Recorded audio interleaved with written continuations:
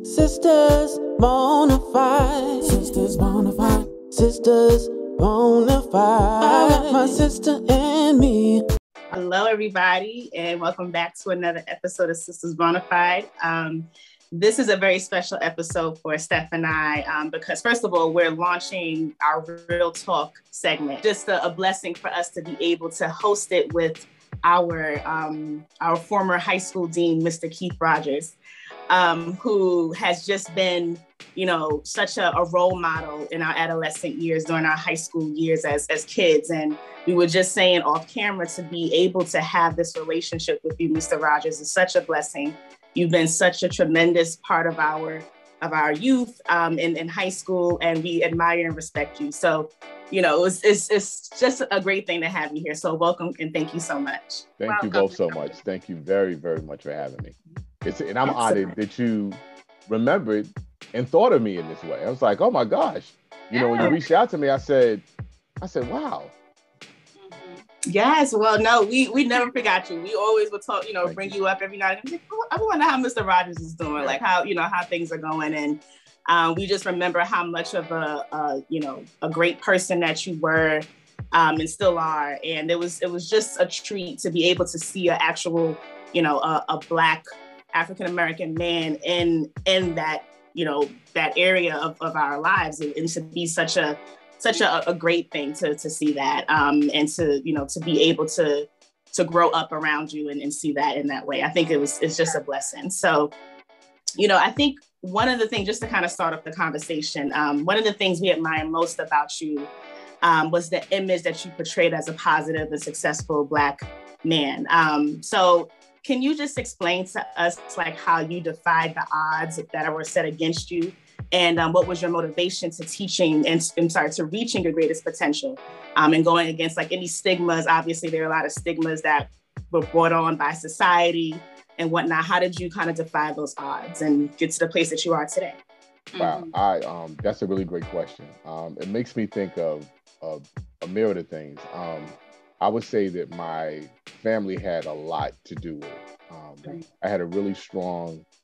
I lived in a home with both parents for a little bit. Parents separated later on, about 11 or 12, but we lived in a private house with my grandparents, my paternal grandparents. And my grandfather, was no nonsense from the South. My grandmother was too. And they were always imparting different things, like dropping different seeds on it, Right. So that was really helpful. My dad was hardworking, some things, relationship was kind of strained, but nonetheless, dad was around. And my mom was there. My mom did a lot of talking and a lot of encouraging. And although there were things, because I grew up kind of dating myself here, I'm a late 60s baby, right? Right. So, I came from an era actually when my mom was pregnant with me, Dr. Martin Luther King, who we just celebrated on Monday. She was pregnant with me when he passed. So I come from an era of hard work, of determination, so, it's kind of like, you're born in a time where there's so much turmoil, and the world is kind of like, especially for Black folks, for African-American people, or people of color, just kind of going, wow, what's happening? This just occurred. So I was born into these set of circumstances with these particular people. And it was no accident that I had the parents that I did, so I would say a lot of my encouragement and influence came from my parents. I had brothers and sisters. I had three brothers and two sisters. I am the fifth of them, and there were always important things. There were different things. I grew up in Crown Heights, Brooklyn. There was a lot of stuff that I saw. There were different decisions that I had to make about, okay, so, friends are going out. Okay, they say they're going out shopping. Where are you going to shop if you don't have any money? So they would go, oh, you want to go? And I'm like, okay, I was taught not to, if there's something that I want, I saw how my parents and my grandparents worked to get what they wanted. So for me, it was like, nah, y'all can go ahead. And I think back in that time, they used to call it boosting, right? So they would go, five people would go and three people come back. I was, that's all right. If I don't have it, I'll get it. And I never forget, my mother said to me, she said, one day you're going to have so much stuff, you're not going to know what to do with it. Right. And when that time came, I said, wow, mommy was right. And it was because of the hard work. It was because of being able to make those decisions like, okay, well, if I choose this way, then, that may not turn out so great for me. Right. If I go this way, okay, you're gonna have to work a little harder, but guess what? You earn it, it's yours. Exactly. So it just made sense. So I was really fortunate and blessed to be able to have some really strong parents, people in the neighborhood, even the people who were, making different decisions about their lives. Those were some teachers too. Those were some lessons like, okay, well, if that happened with them, I'm no different than anybody else. That could happen to me too. So it kind of made it easy for me. It was real black and white, like, don't think I want to do that. Right. Don't think I want to do that. Yeah. Now, sometimes it's oftentimes it starts off with the foundation, so I definitely hear you. But I just want to say, Mr. Rogers, like for me, personally, like when you came into SLJ and just like everything you brought to us as like youth and just, students, for me personally, like it meant a lot to me to see a positive male role model, like somebody you could look up to, because I think a lot of us, a lot of the students didn't have that. So more importantly, like somebody we could identify with, somebody who looks like us, somebody who understands us, somebody who understands where we come from. So like you coming into the school did a lot for me personally. I didn't have my dad, so like it felt good to like be able to look up to you in that way. We know how involved you were as a family man. We know you're about your wife and your sons and everything like that. So you may not know, but that meant a lot to us as women too. So I just wanted to say that. So we know what it meant for us to have you in our lives, even if in just that way. So we just want to know, like, what did that do for you, just in terms of like being involved with the youth, and how did that have an impact on your emotional, personal, and professional trajectory in life? Wow. Well, thank you, because I remember I remember times and conversations that we had throughout high school, and I'm getting a little emotional about it, because it just kind of like it took me back to that time, and I think I just wanted to be the kind of person that you and Ebony and all the students could come to and talk to with ease. Someone that's relatable, but respectful. Someone that could give you some real sound advice and not be judgmental. Someone that could hold something for you and it not go anywhere, within reason, of course. If it was something I felt like you were going to hurt yourself or anything like that, then of course that takes takes a different turn. But just in terms of just being able, like the term, like holding you down, I wanted to make sure I held you guys down. I wanted to make sure that I was the kind of person that I think is necessary, particularly in that time, for young people to see. Because, again, like the little story I had talked to you about my life, just thinking in terms of the images that you have to fight against or fight with. Like, okay, I see this here. Is that what it should be like? But then if you see me, and I didn't come in, I didn't speak any slang. I mean, if I did, then I interjected at the right time and the right place. But just in terms of what I had pictures up in the office of my family. You saw my sons on the table and my wife, and you guys knew that. So for me, I thought it was really important that image needed to be stamped. Coming in and just being able to be positive. I wanted to be the kind of person that I'll never forget. I had a dean in another story. I had a dean in junior high school. His name was Dean Holloway. And back in that time, actually there were a couple of black men. I went to Jackie Robinson Junior High School, I-320, across the street from Ebbets Field. And there, in that time, when I went to elementary school, I didn't see too many people that looked like me. I think there was a music teacher. I had my kindergarten teacher was a black woman. It was two black women, Miss Millender and Miss Sproul. I'll never forget them. And a few others. But then when I got to junior high school, of course, that's a real pivotal time for most young people trying to figure things out, who they are, before you get to high school and really get thrusted into a whole lot of decision making and who am I and all that. But I'll never forget Dean Holloway, and I had two other teachers. I had an art teacher that was a black man, and I had a social studies teacher who was a black man. And these were real strong black men, particularly Dean Holloway.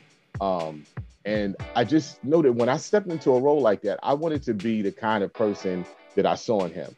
I wanted to be the kind of person that, my grandfather talked to me about being.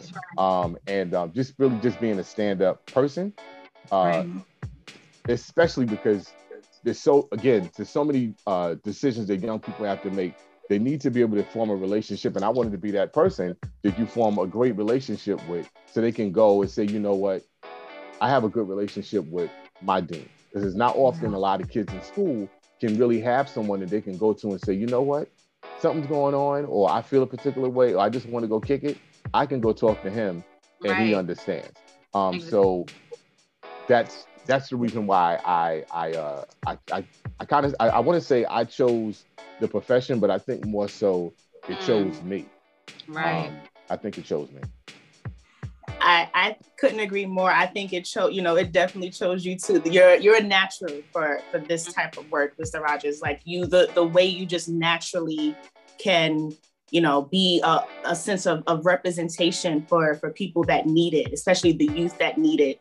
I like Steph, I didn't grow up with my father too, but that representation that we saw you were just, just a strong role model and a strong person, and a Black person that in a sea of, let's just be honest, of white, educators at that time, it wasn't necessarily something that was relevant until, you came along, and it was just like, wow, like this is amazing to see that. Like, it's not, the whole stigma that the society puts on us is like, oh, we're not anything else but, hood rats and everything else. But there are educated Black people in this world, and you definitely are one of them, and, that we can relate to, and just really just be down to earth with, and just share our thoughts and future aspirations with at the time. So we thank you for that. Just kind of want to switch gears a little bit and talk more about your involvement with the Christian Cultural Center. Yes. So we kind of, we wanted to just have you touch upon that, and if you can just elaborate about, a bit about your experience with that work. Sure. Well, actually, there's a couple of things that happened there. So I'm a member of CCC, and I'm a member of the choir, and they call the Performing Arts Department. So sometimes I may participate in some of the plays that they have there, either some small speaking roles, and or just some background singing, or just be a part of that. So for me, my faith that's something else that has been something that has sustained me. My faith in God has been, and I'll say it freely. There's some places you can't say it, and fortunately we can. I have had that has sustained me. So then my involvement there, I started with the choir, and that has been tremendous. I've also I'm involved with there's an organization called ICB, International Christian Brotherhood, and the different things that they do, outside the community, within the, there's a cohort of men, studying and holding each other accountable, and just a myriad of different things that CCC, Christian Cultural Center, provides. Pastor A.R. Bernard, his wife Karen Bernard, just what he created there in East New York, nationally and internationally. It's just amazing. So it's a blessing to even be a part of that ministry and the work that they do, and then I'm also allowed to do in terms of just being able to allow my talents to be used. I thought if I used to sing back in the day, and I was with a group, and then some time had passed, and I thought that I was like, well, maybe I won't be able to do it. But then when I started attending, I'm seeing them singing, it's just got a tugging on my heart. Like, what, I want to do this again. And fortunately, I got the opportunity to, and I still have a little pipe. So I'm blessed with that, and I'm still able to do it. So that's the extent of my involvement. And there are other things that they do, within the church, in terms of feeding the community and things like that. So it's an outstanding experience to be able to worship and be a part of the Christian Cultural Center. Right. Well, I think that's why me and Ev wanted to kind of like touch on that, because we can see, even if through social media, that it is a big part of your life. And I think for us, we just said, like, listen, we don't know exactly what Mr. Rogers is doing, but we know he's still inspiring people. So, but I do remember like how we connected on music. Yes. I don't know if you remember that day in the lunchroom. Yes. And I had my little iPod, and you saw Evelyn Champagne King, and you was like, yes. yeah, you remember that? Yes, I do. Yes, I do. I was like, wait a minute, you also. Right. You know, so and then you talked about your mom and all that. Yes. Mm-hmm. I know from then, like, how important music is to you. So, yeah. But we just, like, listen, we appreciate you so much, Mr. Rogers. But we want to know, like, do you have any advice for like the youth now, or even us, like even the now adults that you once mentored, like who may still feel like lost in life, or still be looking to kind of find like their path and their purpose? Do you have any advice or any inspiring words maybe you might want to say to former SLJ students, or any youth that you know and who even may come across this video? Yes. Wow. There's so much I think about it. I'm gonna try to condense it as best I can. One thing I would say for me is believing in God, your higher power, and having that connection. Two, I would say family is extremely important. And I know sometimes, some families, it happens, families may fall out. But sometimes there are friends that you have that are close that turn into family members, so just being able to develop some really great relationships with people like we have, Yeah. we're fortunate to be able to have, someone that you can call on, someone that you can rely on. I know my grandfather used to say, if you have one good friend, you have a lot, and I've noticed with the two of you, of course, over the years, you ladies have kept the bond tight. Yes. And all these years, 15 years of friendship, and probably I think maybe beyond that, it's something friends. Definitely, I would say being true to yourself. Be true to yourself. It's really important that you explore options of, it's like, especially with career stuff, try different things. If there's some things, that you want to do, go for it. Don't hesitate. That's right. Because time, I'm telling you, sometimes, I think about some things that, have happened, and I go, wow, I wonder what would have happened if I had done that. Not so much regret, because I don't regret, where I'm now. It's just kind of like, wow, I wonder what would have happened if I had given that a little bit more time or energy. So I would say to those things, those dreams, and those desires, like, now is the time to seize those moments, and to work on those things. And good things take time, so it won't be a thing where it's going to happen immediately. And anything worth having never comes easy. Right. It never ever comes easy. And then the other thing I would say is make sure you take care of your health. Make sure you especially, we've seen so much, unfortunately with COVID and what it's done to families, what it's done to communities, not just nationally but internationally. Yeah. And just the importance of, like, a doctor's appointment, like, and really keeping up with your health. Eating right, making sure you exercise. Like, those are the things that are going to sustain you. And I think that, over the years, even for me, that's something that has helped me out. Just being able to learning how to eat right. You binge and you do something, it's like, wait a minute, I can't continue to do this, because if I continue to do this, then that's going to send some things in my direction that I really don't want. Inevitably, sometimes as you get older, there may be things that happen, but there's some things that you can do to make sure you take care of yourself, such that you can maintain your health and your well-being. Rest, make sure you get some rest. Oh my goodness. Even when it's, people say, you got to grind. Yeah, the grind is real. There are things you need to do, you aspire to do. However, make sure you take the time for yourself. Make sure you take those moments where you can to get the rest, to not answer the phone, to not be on social media, whatever it may be. Read. Reading is important, and having conversations, stimulating conversations with with people, listening to podcasts, those kind of things. Even the content that you're providing for women and men through what you're doing here Thank you. is amazing. Thank So I think you. if you do all those things, I think you'll be around for a while. You'll be heading in the right direction.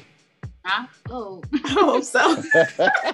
You know what's crazy, Mr. Rogers? Like, it's what we noticed, and just to be real and honest, like, I think you know this, and you could attest to this. Like, me and Eba, I'm just gonna say it. We pretty stand up women. You know what I'm saying? And like, we've always been that way. We've always conducted ourselves in a classy way. And we know. Listen, it's gonna take a little bit longer for us to get where we want to be, because there's a much easier way out. And but I think we're just like, no matter how long it does take us, just staying true to who we are, and knowing that, listen, it's gonna touch somebody. You know what I'm saying? So it's very important to us just to like stay true and not kind of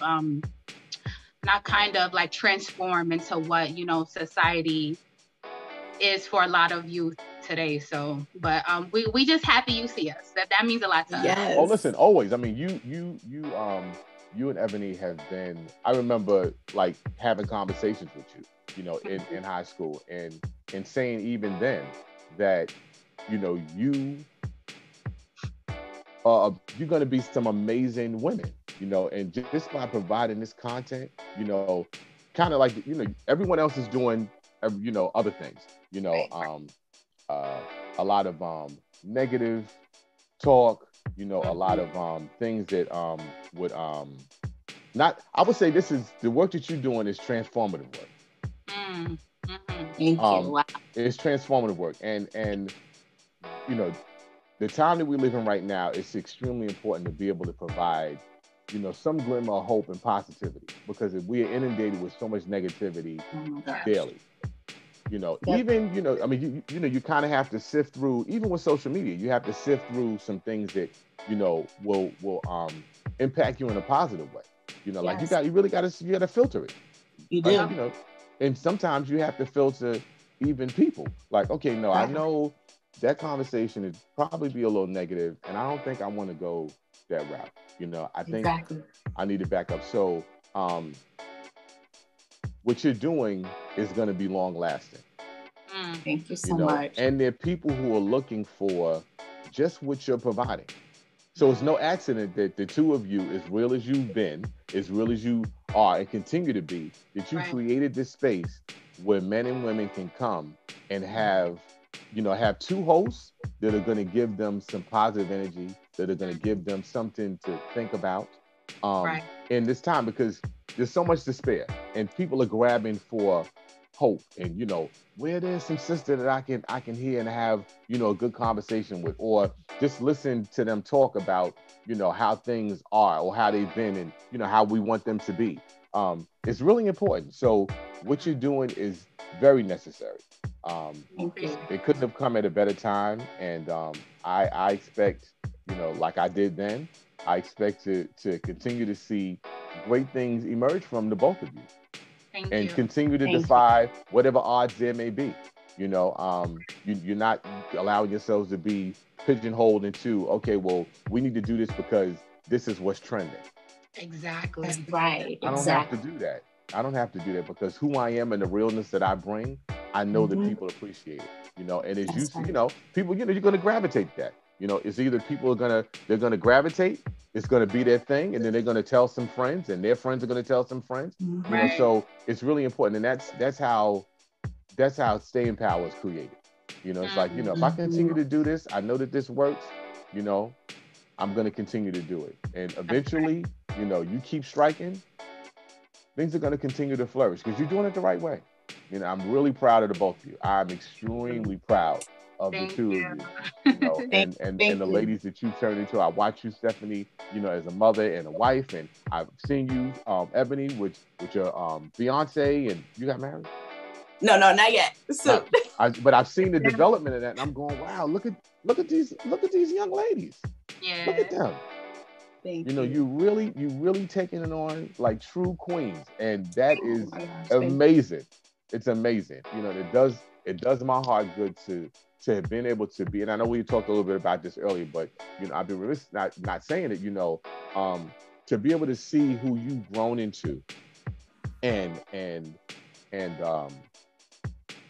who you are now, and to being able to be a part of the tapestry of your life.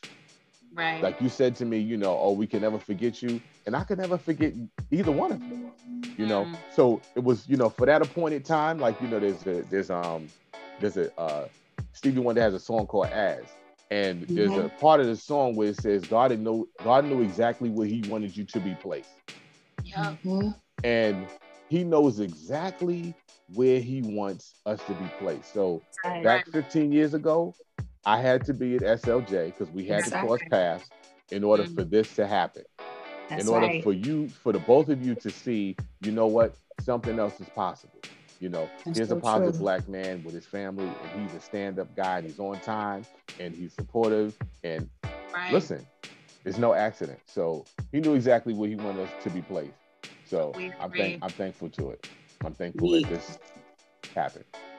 We are too. We totally are too, Mr. Rogers. And it's, you know, not to, you know, repeat anything that you said, but I have to just go back to the foundation, because I think having you have that strong foundation with your family, with your upbringing, and, you know, the way Steph and I grew up. Yes, it wasn't always easy, and we all had to face, you know, challenges as we went along. But to have people that are around you that love you and want to see the best for you, and, you know, that makes all the world a difference. And I know, you know, having you in our lives as kids is, and then to be able to have this conversation with you as two grown adults is just rewarding for us. And I feel like that is, you know, that's definitely part of the foundation that we are, you know, that we're just most proud of, you know what I mean? And we can't thank you enough just for being who you are, still being that's like you said, that stand-up guy, that just guy that you can just have a real conversation with about life. You can't have that conversation with a lot of people, you know what I'm saying? And I think that's just such a beautiful thing. Yes. But is there anything else that you want to add that we haven't maybe touched upon, or? You know, I think, you know, I would say, so I'm not going to put a period in. I'll just put a comma, because I have a sense that there's more to come, you know, at a later time. But I'm just, you know, I just have to say I'm honored and thankful, and that the two of you thought of me to launch this evening. Yes. And thank you for allowing me to be who you saw me as back 15 years ago, and who you see me to be today. So, you know, and you were a part of even my growth and development, you know, coming into a school. And, you know, actually it was my first high school working. Oh, wow. Okay. Worked at a junior high school before. And I had, you know, different experience. You know, I used to work for the Department of Juvenile Justice, and I think I had shared some of that experience with you, Stephanie, and even other students, you know, the Gabbies and the Jamals, and, you know, so many others, so many others. But just to be able to come in and to be respected, you know, not that I wasn't tried different times. It was fine, but it was done in a respectful way. And it was always a way to, even if things kind of got frayed, there was always a way to repair it. There was always a way to circle back and kind of, you know, make the relationship better. So no accident. There's no. That's right. No accident. So I look forward to, you know, hearing more from the two of you. I'll be watching, you know, like that the dean and I would dare to say, like, father figure in the background. I would dare to say, and you know, please feel free to reach out if I can be supportive or helpful in any way. Thank you. You know, I'm here. Thank you so much, Mr. Rogers. We really appreciate you, and thank you for taking the time out to, you know, come hang out with us, and we're just so thankful. And hopefully we could do this again, you know? Yeah. Listen, let me know. I'll definitely be willing to come back. I will. Okay. If you're happy. Thank you so much, Mr. Rogers. All right. Take care. Thank you to everyone watching. Yes. Of course, don't forget to like, comment, subscribe, hit the notification bell. Thank you guys for the continuing support, and we are gone. Yes. Good night. Bye. It's official. Don't forget to like, comment, subscribe, and hit the notification bell. Ding. Sistas Bonafide.